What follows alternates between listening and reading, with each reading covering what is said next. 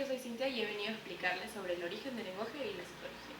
A lo largo de muchos años, muchos especialistas han tratado de explicar el origen del lenguaje. Hoy explicaremos cuáles son sus teorías y todo lo referente al origen del lenguaje. Watson, en 1968, realizó el primer experimento científico, en el que hizo referencia a Heródoto. Era que un emperador egipcio quería saber cuál era el origen del lenguaje hacia el pueblo que lo realizó. Sacó a 2 niños de la comunidad y los llevó con animales para ver cuáles eran sus primeras palabras. De lo que sacó este egipcio fue que Egipto no era el origen, o sea, no nació ahí el origen del lenguaje, sino los frigios.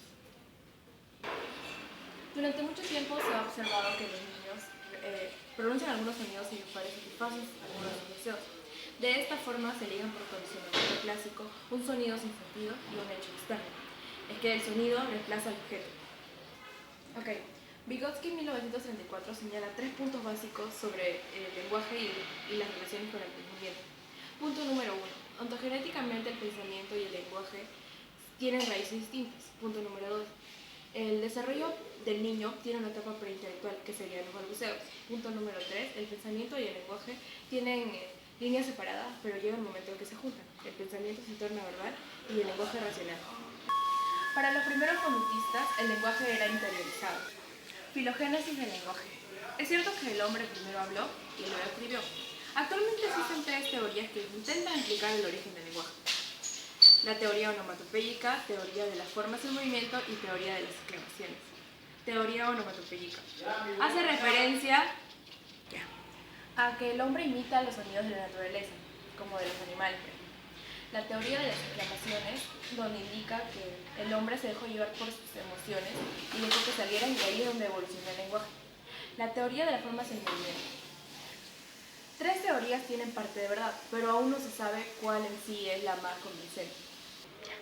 Trastorno del desarrollo del lenguaje y la comunicación. El lenguaje es un medio de comunicación a través del sistema de símbolos.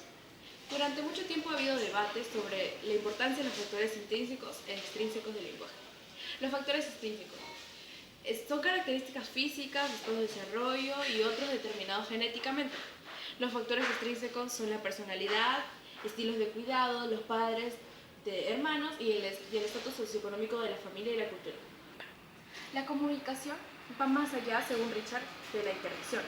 El habla es la realización física y perceptiva del lenguaje, y el lenguaje es un sistema de códigos.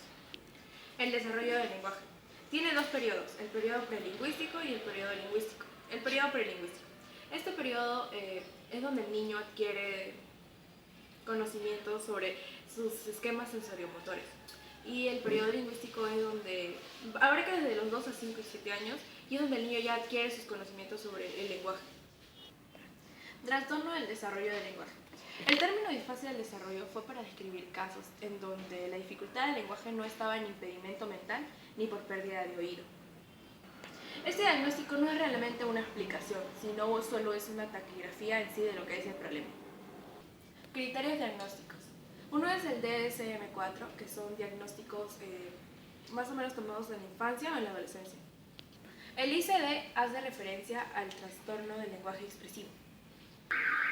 El DSM-4 tiene, también llamado trastorno de la comunicación, tiene 5. Uno es el trastorno del lenguaje expresivo, otro es el trastorno mixto del lenguaje expresivo-receptivo, otro es el trastorno fonológico y el tartamudeo. El ICD-10 es el trastorno de la comunicación no especificado. Tiene 4 también. Es el trastorno específico de la pronunciación, el trastorno del lenguaje expresivo, el trastorno del lenguaje receptivo y la fase adquirida con epilepsia. La intervención en este tipo de casos tiene que ser lo más pronto posible para que pueda desarrollar su lenguaje normalmente. La intervención en retrasos simples del habla sería mejorar la intencionalidad comunicativa, disminuir la inhibición y el uso de frases más largas. La intervención en la tartamudez. Ahí consiste en hacer ejercicio de la atención general local en la garganta. De esta manera favorece el habla espontánea. La intervención es en la reeducación del lenguaje. Reinicia aprendizajes no establecidos. No son clases para corregir o enseñar a mejorar. El niño debe recibir una atención especializada en un espacio y tiempo para ello. Gracias.